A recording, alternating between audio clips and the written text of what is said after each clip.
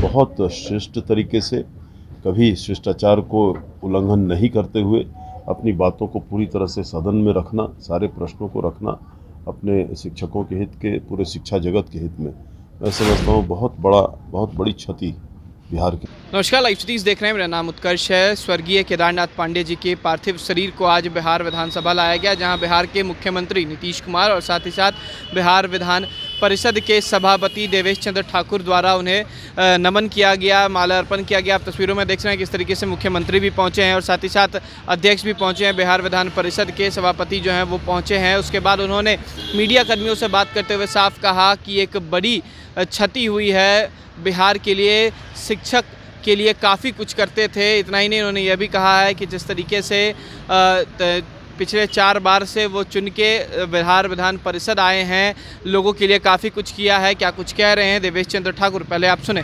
मेरा मानना है और हम सबों का मानना है, हमारे साथ माननीय सचेतक जी बैठे हुए हैं, आरजेडी के भी सुनील बाबू।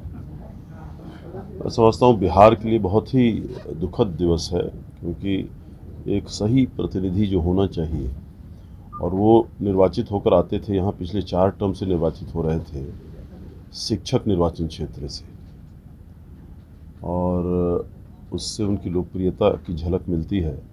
और शिक्षकों के लिए जो आवाज़ उठाते थे, बहुत कमिटेड एकदम, जितना जो शिक्षकों के लिए और शिक्षा के प्रति जो उनकी जागृति थी और चिंता रहती थी, मैं समझता हूँ इतना ईमानदारी से अपने वैधानिक दायित्वों का निर्वहन बहुत कम लोग कर पाते हैं। और बहुत श्रेष्ठ तरीके से, कभी शिष्टाचार को उल्लंघन नहीं करते हुए अपनी बातों को पूरी तरह से सदन में रखना, सारे प्रश्नों को रखना अपने शिक्षकों के हित के, पूरे शिक्षा जगत के हित में, मैं समझता हूँ बहुत बड़ी क्षति बिहार के लिए और बिहार के शिक्षा के लिए हुई।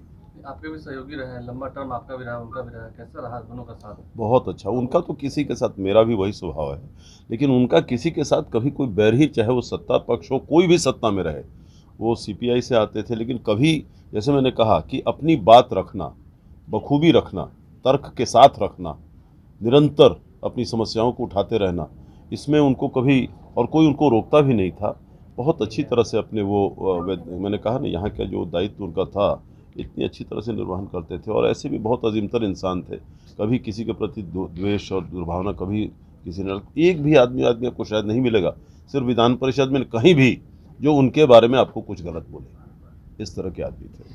तो आपने सुना किस तरीके से स्वर्गीय केदारनाथ पांडे को लेकर किस तरीके से देवेश चंद्र ठाकुर ने कहा कि हमारे भी काफ़ी करीबी हुआ करते थे और उनकी क्षति जो है वो बिहार के लिए काफ़ी महत्वपूर्ण है, क्योंकि जिस तरीके से उन्होंने पिछले 4 बार से चुन के वो आ रहे हैं। वामपंथी दल के ज़रूर हुआ करते थे, सीपीआई के नेता थे, लेकिन उन्होंने बिहार के लिए काफ़ी कुछ किया है। वो जब भी सदन में अपनी बात रखते थे तो कोई उनकी बात नहीं काटता था, क्योंकि इतना अच्छा व्यक्तित्व था उनका, और उनका जाना कहीं ना कहीं बिहार के लिए काफ़ी ज़्यादा दुखद है। फिलहाल खबर में सिर्फ इतना ही। आप हमारे साथ बने रहें, हमारे चैनल को सब्सक्राइब नहीं किया तो जल्द से जल्द कर लें। बहुत बहुत धन्यवाद।